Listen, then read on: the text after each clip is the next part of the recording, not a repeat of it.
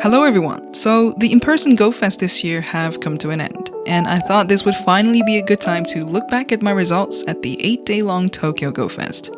I've also got this Glaceon Blocks puzzle figure thingy by KeyPlay from my visit to Pokémon TCG Gym in Shenzhen a while back, so I thought it'd be fun to build it while sharing some of my final thoughts on the event with you.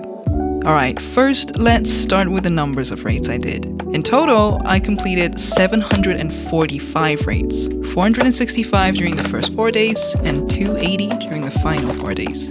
The reason for the drop is simple. During the first half of the event, I was doing every raid I could reach. I didn't care if it was Mewtwo, Tauros, or Primo Kyogre. If it was nearby, I would raid it. Those first 4 days covered 5 out of the 6 shiny background raid bosses I was after, so for the remaining days, I shifted my strategy and prioritized Articuno, which was the only one missing. Any other raid boss became secondary to that goal. Of course, this game is driven by RNG. Some people get really good luck and some really bad luck. For me, shiny background Articuno was by far the toughest one to get. It took me 73 raids just to get the first shiny Articuno, and 183 raids in total before I finally got the shiny background. It was tough.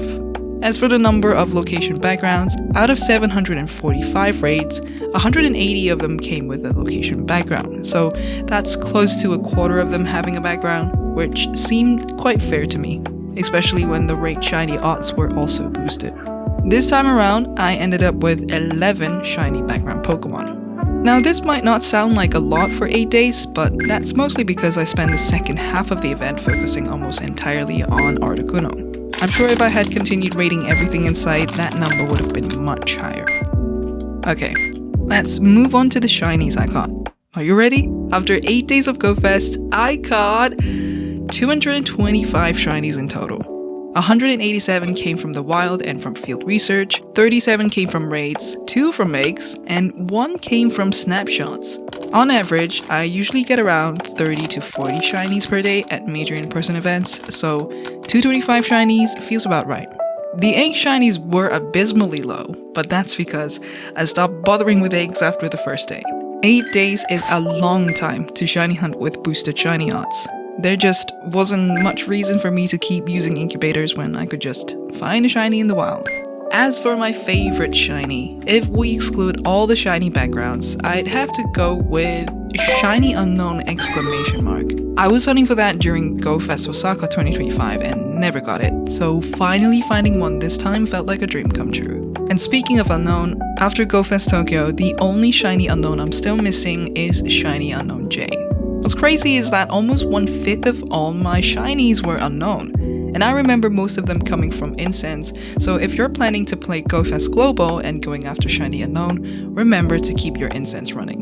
I'd say I got pretty much every shiny I wanted except for Shiny Unknown J and Shiny Antique Form Sinisty, which has been very rare regardless of a shiny boost.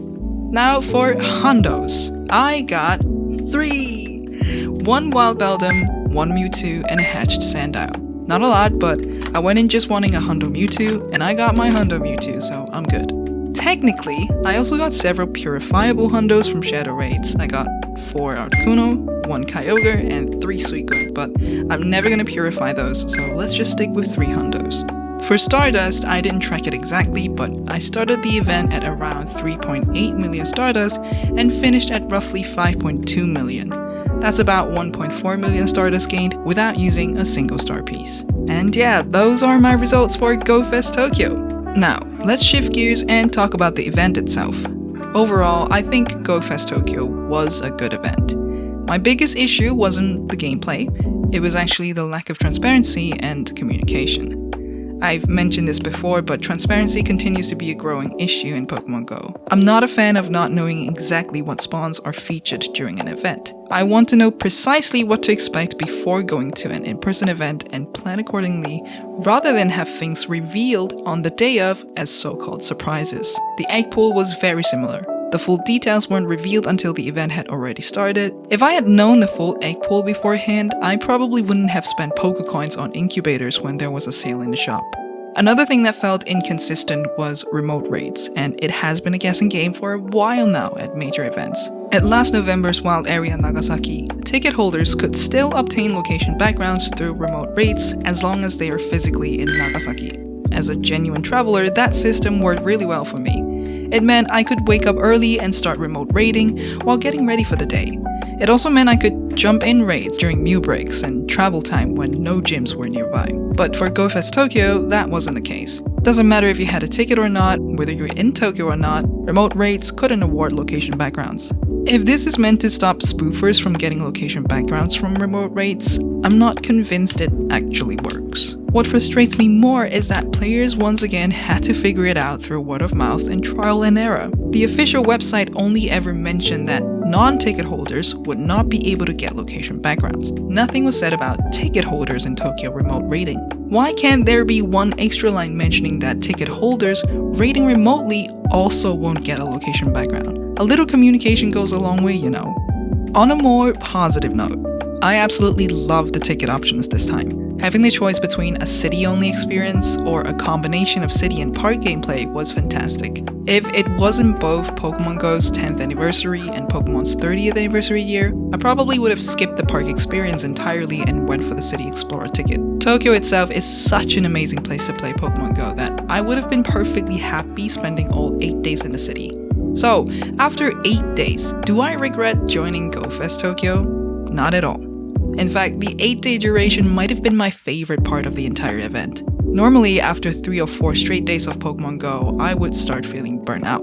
But because the event lasted 8 days, I could pace myself. I could take breaks, run errands, explore different parts of Tokyo like where the stamp rallies took me, and just do things unrelated to Pokemon GO without feeling like I was missing out. That greatly increased my enjoyment of the event. It's also one of the reasons why I've never really considered attending multiple in-person GO Fest in the same month. Not only would it cost significantly more, but I think I'd eventually get tired of the game and stop enjoying the experience. Maybe one day, when the conditions are right. But for now, I'm fortunate and happy enough to be able to attend even one. All in all, despite some issues here and there, I had a great time at GO Fest Tokyo. Now that GO Fest Copenhagen has come to an end, GO Fest Global is just around the corner. It's probably one of the best times to get into Pokemon GO or come back after taking a break. And best of all, GO Fest Global this year is completely free to participate in. I hope everyone gets to enjoy the festivities wherever you are. Thank you so much for watching this video. Please take care, stay hydrated, and I'll see you soon in the next one. Bye!